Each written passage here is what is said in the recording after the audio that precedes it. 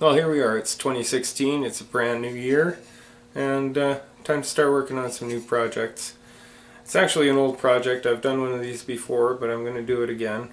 It's a egg flipper, or spatula, whatever you want to call it. This time I've got some store-bought maple that I'm going to use.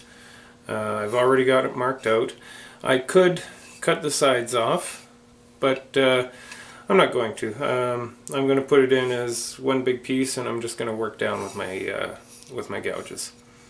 And once we get to the blade, I'll show you how I cut out the blade without having a bandsaw. I don't have a bandsaw, so I may try and use my coping saw. I don't know.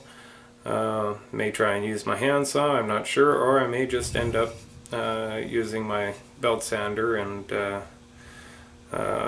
just kind of sweating it out. Anyway, see how that goes, but in the meantime, let's get this chucked up and start turning it down.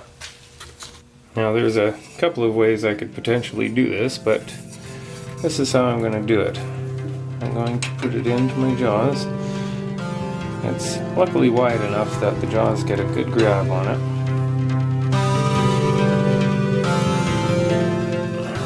As you can see, sides of the jaws have a good grab on that. I'm just going to tighten it up a little bit, just to snug it in there while I get it into while I get the tailstock in. Now we're on the other side, tailstock. I'm going to get that in there. Tighten up the tailstock.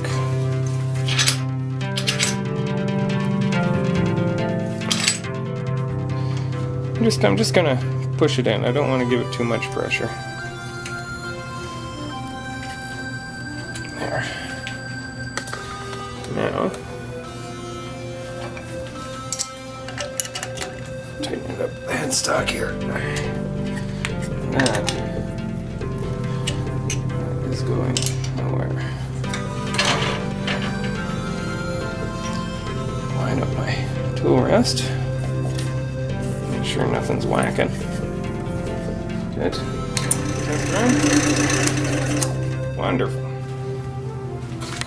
Alright, I'm going to start this off with my 3/8 hole gouge and take it down to the handle and then follow the handle down to the blade. Good practice cutting air.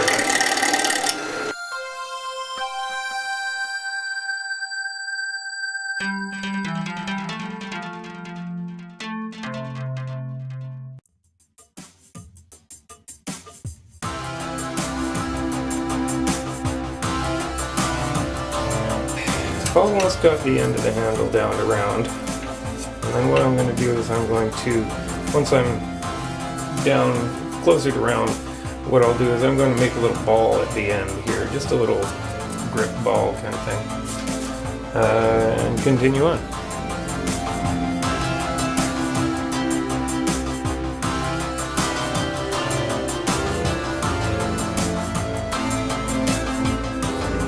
Flat spot on there, I'll probably have an accent, but that's about the diameter of the handle that I'm going to have, maybe a little smaller than that. As you can see, I changed to my larger spindle gouge. It is spindle work, it's just a lot of air. So anyway, I'm going to take more material off until I get to the headstock, or to the blade anyway, and we'll catch up when I'm getting closer to the blade here.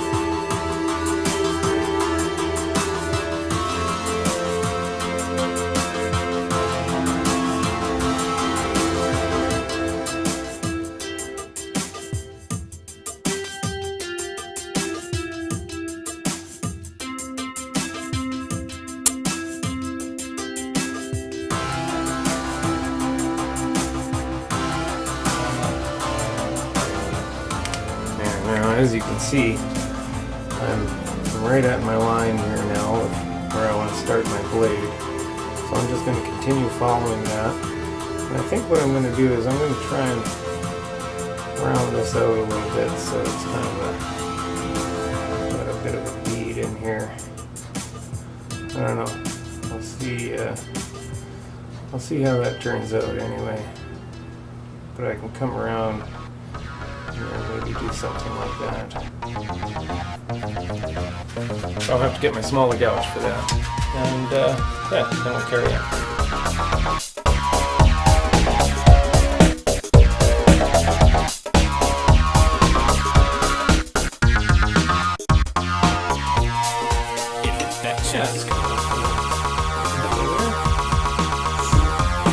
Alright, now that I have the handle cut out, I want to sand it down. I'm going to start at, I guess I can probably start at about 100 grit. I'm going to sand it up to probably 180 or 220 depending on how it ends up looking. Yeah, so by the time I reached 600 grit, I remembered I was only going to go to 180 or 220. Just kind of got on a roll there. Anyway, got that sanded down, and before I take it off, I'm just going to give it a little touch of oil.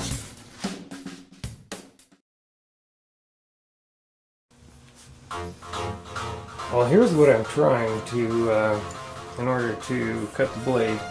I don't have a bandsaw, like I say, so I'm going to try and use my coping saw to carve out the contour of the blade. The trick is going to be staying equal on either side, and yeah, the trick is to work. Anyway, I'm going to give that a shot. If it doesn't work, I'll try something else.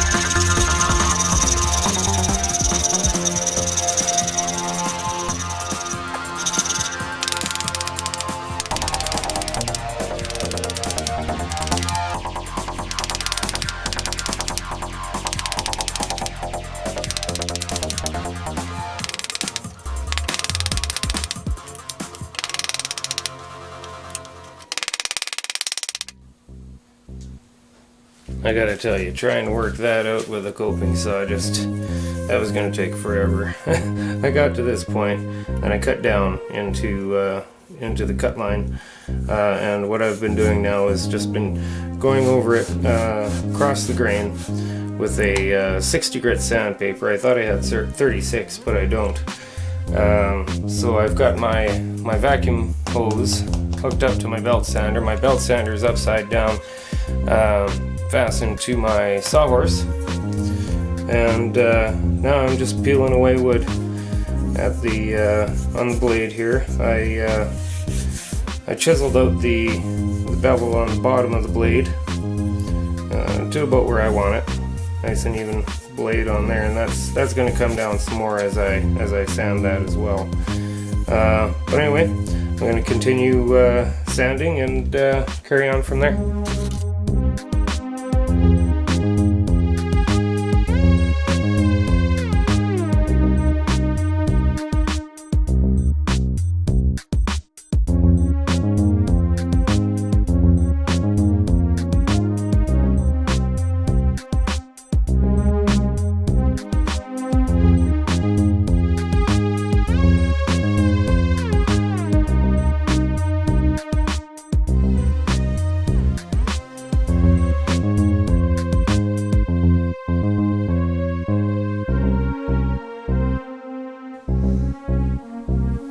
Okay, took a while, but I finally get it down to profile I'm kind of liking. They're relatively flat.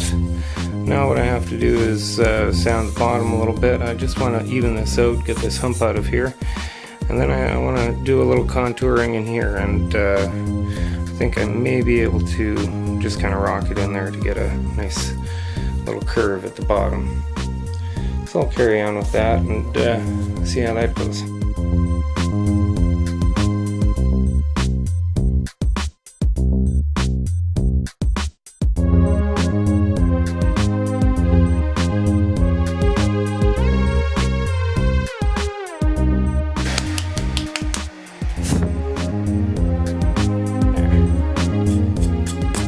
Finishes off my curve. There, now that I've got the 80 grit in, I'm just going to hit it with some of that. And then my memory card was full. So in the time that it would have taken me to carve this out with the coping saw, I probably could have had 2 or 3 of these things banged out. Definitely not a cost-effective method when you don't have a bandsaw. I found the sander worked perfectly fine at 60 grit. Took a while to get it down, and it was a little bit dusty despite having my vacuum hooked up to it. Still happy with the results. Just goes to show that you're only limited by your imagination. And I imagined I could do this with a belt sander hooked up to my sawhorse. So this came out really nice. I like the thin blade on it. It's going to be really good for flipping those eggs or whatever. Really sharp too. Yeah.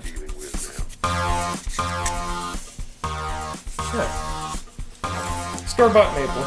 It was a piece of a 1x4, 4-foot length of 1x4 that I have. And some of the rest I think I'm going to make some crochet hooks out of. But I think my next project is going to be a captive ring goblet. I haven't done one of those, so I'm going to give that a shot next. Till next time.